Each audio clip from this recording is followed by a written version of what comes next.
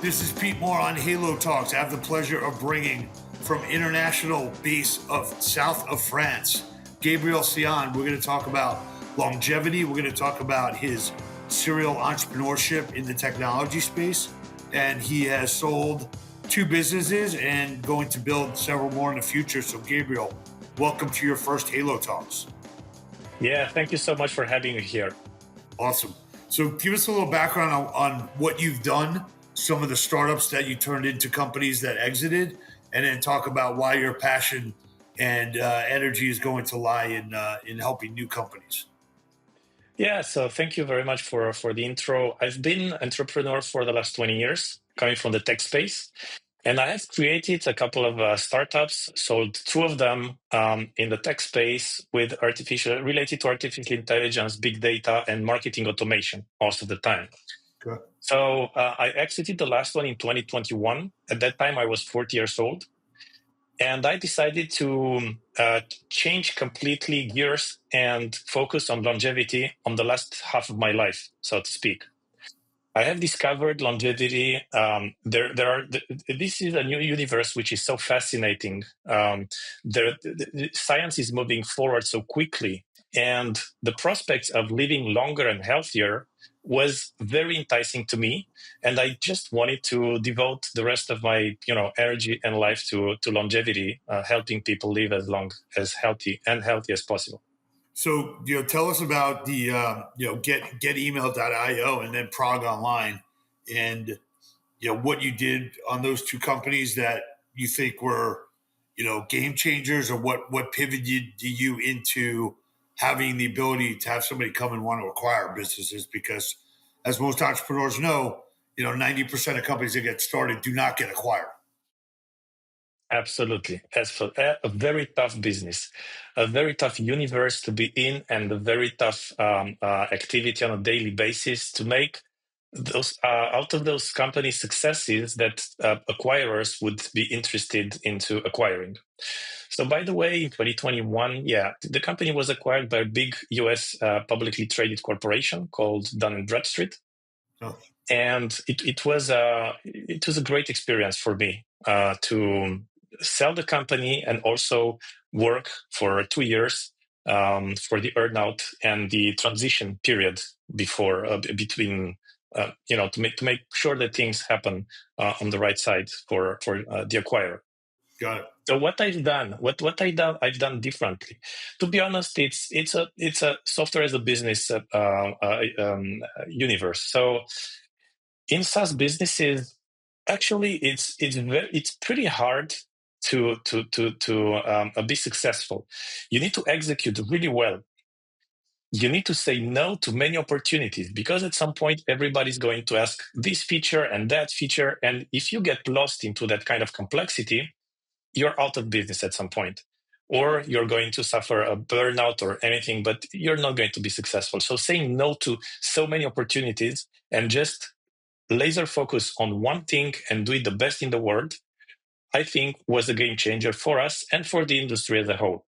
Another question is, in my previous company, I was very much focused on a local market, the French and French-speaking market. But the world is much bigger than that. So for getemail.io, what I said is that from day one, I would focus and consider that the whole world is our playground.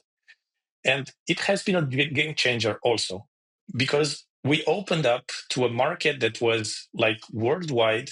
And after a year or so, we had more customers in the United States than in our home country. Gotcha. Great. So let's talk. You mentioned that part of the consideration that was paid was an earnout, and a lot of the people that listen to Halo Talks and that I've interacted with has been to educate them on deal structure, educate them on financials, how do you value businesses.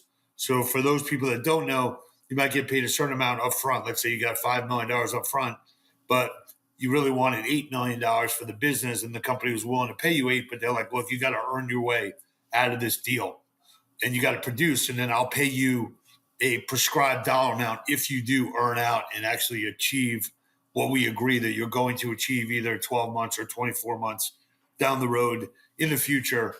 that may be under my control, but your benefit, or I might give you some control over that outcome by letting you run your business inside of my business. So could you talk for a minute or two about, maybe not the exact economics, but how you develop the earnout formula so people know about that, and then Yeah. how you go about making sure that you collect it. Yeah, absolutely. So it's a very tricky issue, to be honest, because the acquirer has control over your company, what was your company, but at the same time, you're supposed to deliver some tangible results. So it's a middle ground that is not easy to cope with. What happened to us was that the acquirer was intelligent enough and good willing to help us and to put the resources in front of the goal we were supposed to reach, and we were successfully able to reach those milestones and to get the earnout. But again, I was one of the very few people in my network who sold their company and was able to reach those milestones and get their earnout, at least fully. So, and then from a standpoint of the company paying the earnout, was it a complicated formula? Was it just, hey, here's my revenue, here's my members, here's my customer base? I've done some earnouts where I've tried to pin it on the highest denomination. Basically, like revenue's hard to manipulate and argue about. Number of customers hard to manipulate and argue about a certain day. EBITDA, I can layer a lot of cost into your business that we might argue was my cost. You might argue was your cost. We might not be that willing as a buyer to like just stroke a check to you again because I already thought I paid a fair value for your company. Quite frankly, I didn't think you were going to hit the earnout. Yeah, so honestly, the formula was pretty simple, but the way the words that our lawyers put it, it was a nightmare. I really only trusted them that they would do the work for us, and honestly, I was right to do so. But it was very complex, very simple to understand, and very complex to read, and then try to imagine what it is if you didn't know it in first place. Yeah. So buyer beware or seller beware on try to get as much money up front as you can on a sale. Make your earnout achievable and make it based on a number that is the hardest number for either side to potentially manipulate or take a counter view. And I do agree with you that the Absolutely. the language in a purchase agreement on earnouts should be a picture and an Excel financial model. I try and get a financial model of outcomes, so it's harder to manipulate. What the Yeah. lawyers meant is actually in the exhibit. So thank you for Yeah. sharing that You're knowledge. welcome. So you sold the business. Now you got something called 2060 Foundation. Talk about what that is. Yeah. So because I have decided to devote, the rest of my life to longevity, I really wanted to put the foundations of what I was about to execute. And in longevity, you have two sub ecosystems. I would say you have the health span ecosystem and the lifespan ecosystem. The health span ecosystem is about things that you and I can do, and it's state of the art with what we know to do today in medicine. Right? It's about healthy living. It's about taking care of your diet. It's about taking some medications, some supplements, things that are very practical. One of the flagships in this ecosystem is a doctor called Peter Attia, and he's really very realistic with what we can do and trying to give very practical insights into how to take care of one's health, considering what is known today in medicine. And then you have the lifespan ecosystem, where we are trying to understand at the biological level how the process of aging is working, and we're trying to fiddle with it. We are trying to slow it down, stop it, or even, let's be crazy, reverse it. And this is more science fiction like, it's more futuristic, and it's riskier as a business And the people who are really working in the field are really trying to disrupt the field with breakthroughs, scientific breakthroughs. So you have those two ecosystems. So for me, I understood that as population is getting older and older, you need to create startups on the health span field, right? Universe, because businesses, investors understand this. You have paths to profitability that are pretty short term, which is compatible with what venture capital is looking for today. And you need to use those companies and the profit to invest into a foundation which is called 2060, the 2060 Foundation, that is going to take care of long-term projects that the venture capital doesn't know how to deal with. Like, for example, changing laws. There are two categories of laws that are not working right in the world and are not longevity compliant today. One of them is, how do we spend money on preventative medicine? In many countries, you don't have health care. You have sick care, which means that people are getting sick, and at that point, the state is going to give them some subsidies, and their insurance policy, health policy, is going to a fund for the treatment. But you have to take care way before that happens, right? And you want to change that. You want governments to spend money on preventative health instead of curative health. So that's one thing. And you need to change laws about this. And it's taking a lot of time, and somebody has to do it. And second point is, as strange as it may seem, aging is not considered a disease. So the huge amounts of public funding that goes today into research against cancer, against cardiovascular disease, against neurodegenerative disease, against metabolic syndromes, doesn't go into the root cause of all those chronic diseases, which is the process of aging itself. So you need to get into the WHO disease classification and add a category called age-related diseases, or aging altogether. So in order to change those two things, you need a foundation to take care of the long-term projects related to longevity.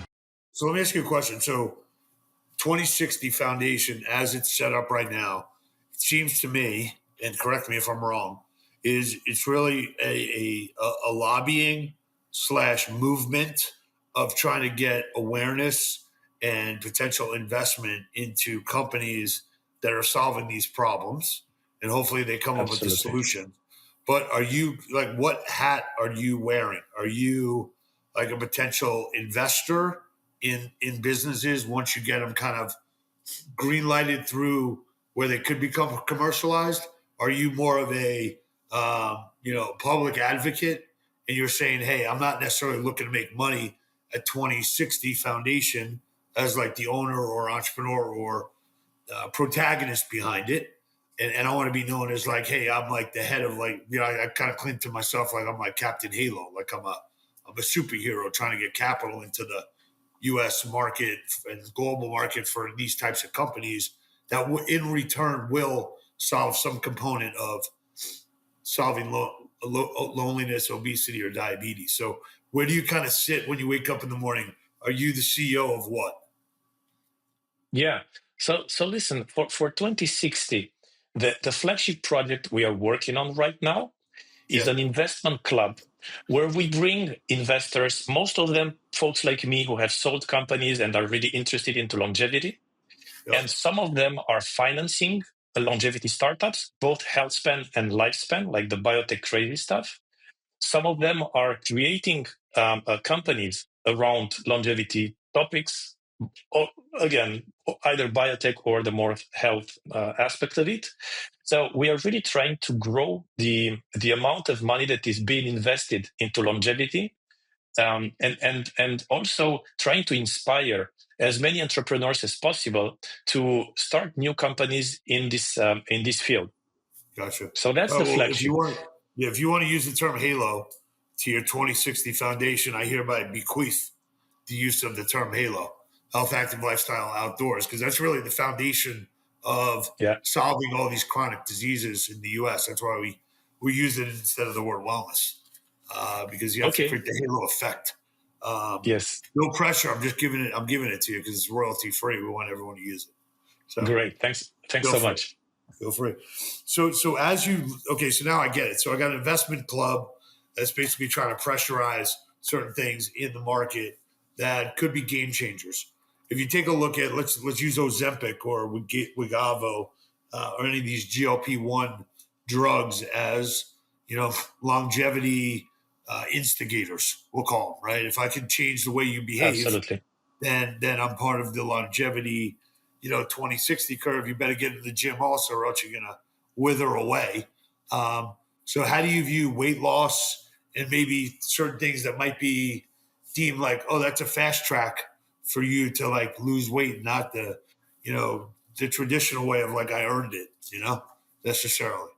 Yeah, absolutely. So what people need to know is that all those miracle pills have secondary effects, have side effects. So it's not only you lose weight, you have there is a price to pay. I'm not talking about financial price necessarily, but also a price in terms of side effects, of Good. risks. So today, longevity is about five categories of interventions. You have physical activity, you have diet, you have sleep, you have mental health, stress management, and Right. related issues. And last but not least, supplements and some drugs that we use even for preventative reasons. So when you look at those five aspects, of those five pillars, it requires self-discipline. It requires persistence. It's not something that you just take a miracle pill and you're done, right? Right. So yeah, this is why it's so important not only to have medical doctors to tell you what you have to do and to do the prescriptions and interpretation of the results, but you also need health coaches to help you implement those changes into your daily life and turn them into habits.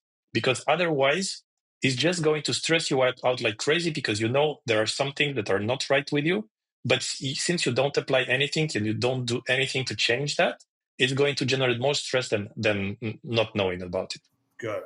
So, as you take a look at potential opportunities, give me an example of like what a 2060 Halo Foundation, founding tech company that's affiliated with you. Would you guys put some seed money into it, 250, 500?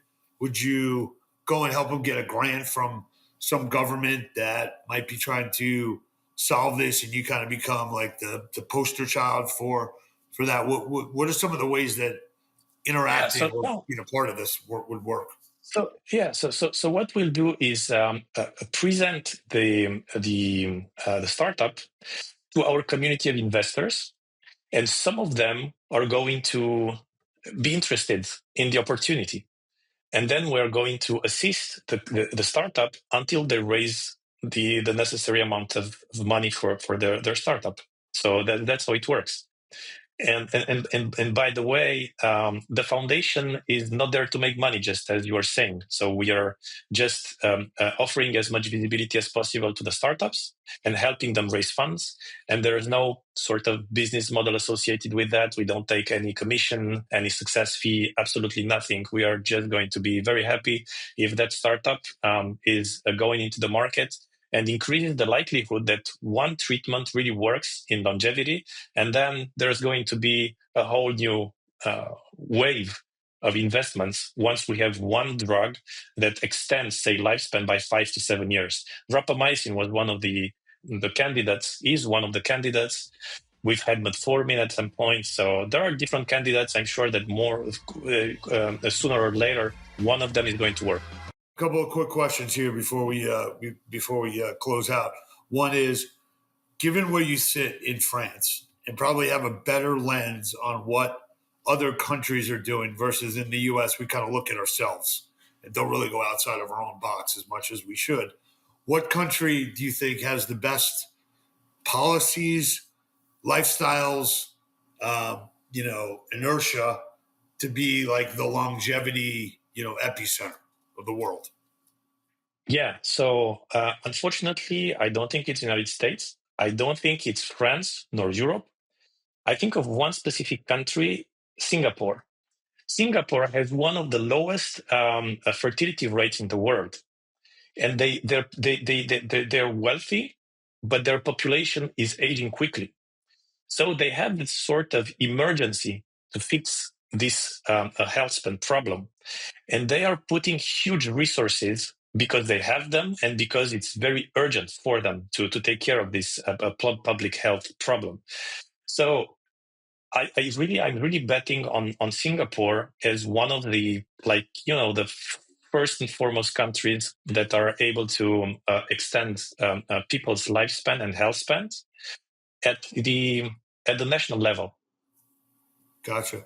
And then, about 7 years ago, I went to a Clinton, President Clinton Health Matters conference, and he asked all the insurance company CEOs what's the biggest issue in the healthcare industry, and the top answer from a guy named Bruce Bouchard at Humana was loneliness is the biggest issue. If I could solve loneliness and get people out of their own heads and actually get them physically with other people, one, their behavior seems to kind of monitor, normalize where they're not necessarily, sitting on a couch and eating a lot of ice cream and getting depressed about their weight or themselves or their relationships.